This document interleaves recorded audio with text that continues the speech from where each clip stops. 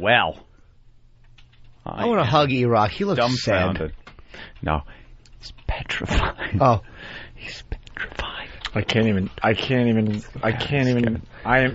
Is there anyone you are comfortable with right now that you can look at? Yeah, you guys. I just can't. What about Derek? I can't even tell you how frustrated and why bring annoyed you I am into right it? now. I know people say Opie. Derek's innocent. Opie is getting on my nerves. Opie, shut up and do radio. Travis show. is an idiot. Opie. Could change tomorrow. Go ahead, Bob. Yeah, Opie, I like you guys as a show. Norton is a genius. But I hope you've got, like, several life insurance policies taken out on Ant. Because every time he goes on vacation or drives in his car or just, runs the risk of getting hurt and injured or killed, you must gasp because you have no talent. He's carrying you. Oh, boy, He's this is going to help. Show. Hey, Bob. So, Bob is not a fan of the Bob, show. do you understand something? If you need to know... I'm a huge fan Hold on. If you need to know something, I have FU money. I don't have to do this ever again. I love the So why would I be all, like, worried about Anthony? I could walk tomorrow. I don't have to ever do this again. I worry about Guys, I love the show. It's not divide and conquer. Absolutely But it is. Anthony is the heart of the show. Opie, he's carrying you. He's carrying you. What about me, sir? Am I just limping along? I'm kind of in the middle. No, you're the superstar on the rise. I'm hung over Ant's shoulder. I hobble along. Right. Opie's carried, and I kind of hobble along on one foot. I'm saying the biggest dick in radio is Opie, and yet he talks as though he's the center of the universe, and he's not. Anthony, you don't understand, and it's nothing without Opie. You don't understand the dynamic of this show and how it works, sir.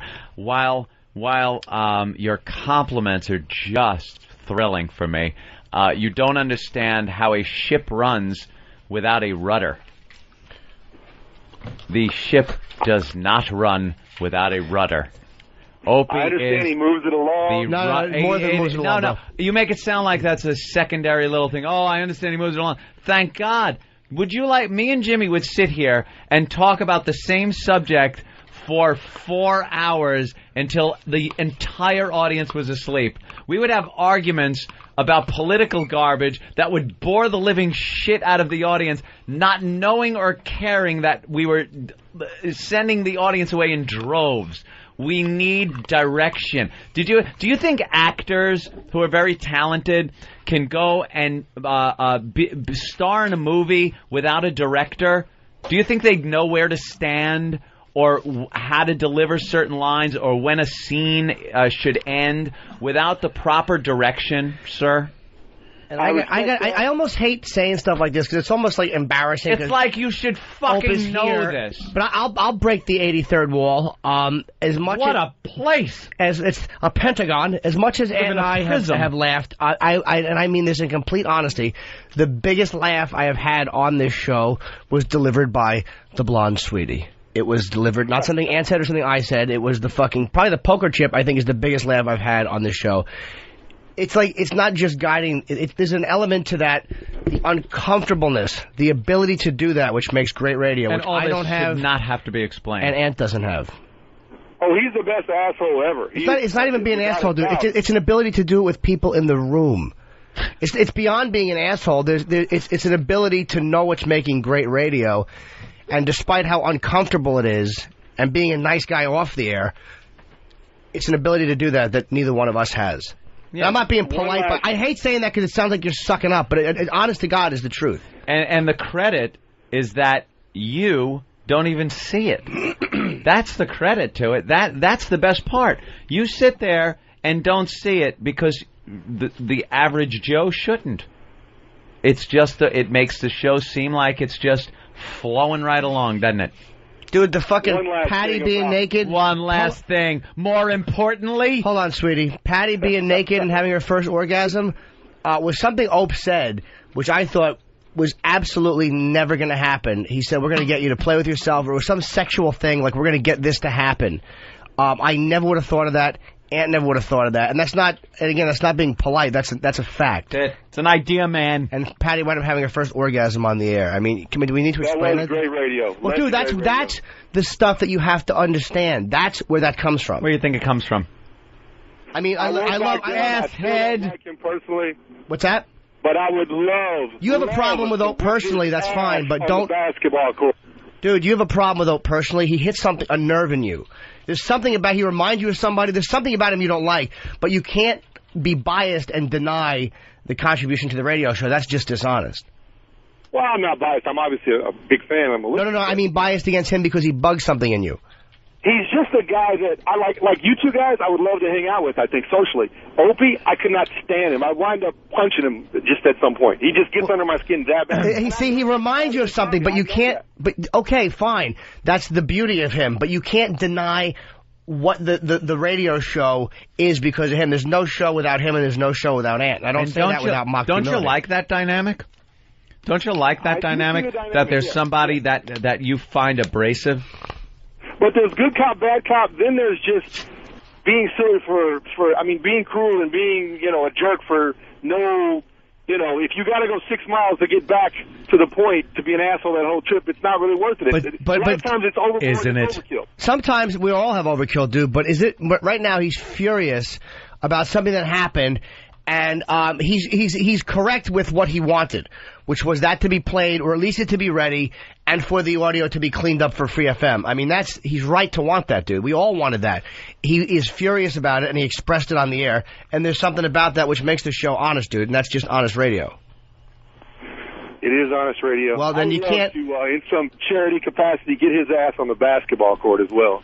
Well, dude, it's not a crybaby, and I don't think he's You're wrong. Spoiled. It's going to get you on the basketball court, man. Dude, you really are allowing a personal dislike because he reminds you of somebody, of a guy that bullied you or of a guy that fired you.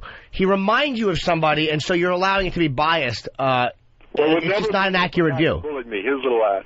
What's that? He would never remind me of someone who bullied me.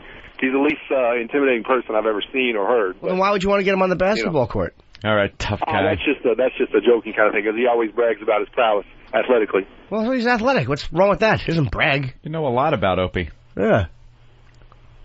I'm a fan of the show. Tough guy. Well, then you gotta love Ope, dude. There's I'm not a tough guy. There's no show without Ope. You're a tough guy. No, not at all. You'd be surprised. See, normally, he'd have hit the button and cut this motherfucker off because he's boring. But he's sitting there and showing the torture that happens when it's just me, Jimmy, and a stupid fucking caller. And what you missed was before when he was biting his arm. That didn't go out over the air, but it was just kind of fun to watch somebody who really is filled with self-loathing like the rest of us. The biting so is Opie just was fuming hysterical. Right now? What's that?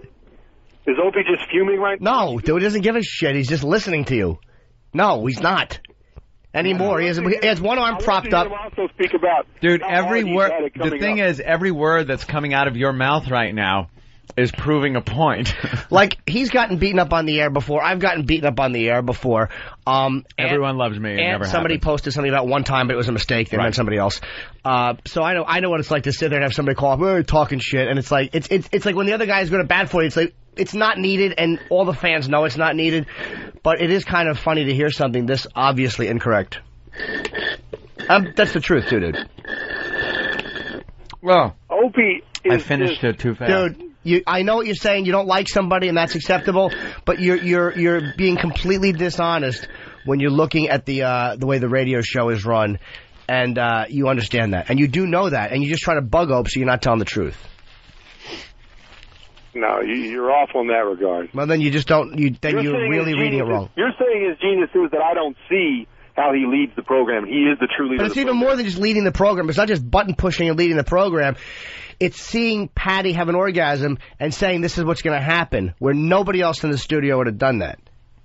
Oh, so he came up with it. I mean, your interns come up with great ideas sometimes. So dude, they should be beyond. Come on, man. You know that's not true. Oh, my God. And our interns very rarely come up with anything. They're fucking dopes. Be honest. What do you do for a living? Quickly. I have a small business. Yeah, see, you're not being honest. What do you do? I have a small business. What fucking small business? Anyone, a kid selling fucking lemonade on the side of the road is a small business, you cunt. What do you fucking do, Paul? Can I get a word in? Yeah, I asked you twice. You gave me the same fucking no answer. What do you do, shithead? What do you do? Things, I import, export things. Import, export. What do you fucking import, export to this country with your small business? Give me a specific thing, what you fucking do. What's your job description? You dishonest fuck. Go ahead. Small electronic parts. You ship it in from Japan, you get small electronic parts, and do what with them? See that they get sent to places for assembly. What an exciting fucking life you lead. You're a bored, dull fuck who can't accept the fact that other people are enjoying themselves in life and having a little fun with their job, and then when someone gets a little pissed with what's supposed to be an easy fucking job, it upsets you because you're fucking sitting there waiting for little resistors to come in from some shithole Hong Kong town. Did you... Now you're miserable. And the reason, yeah, you know what? You know why I knew that, Paul? Because you didn't even want to fess up to what shit fucking job you have. You didn't even want to fess up. I had asked you 5 fucking times. 5 times I had to ask you, and you weren't being honest because you have a self-fucking loathing of what you do and who you are. And that's coming through loud and clear. Goodbye, Paul.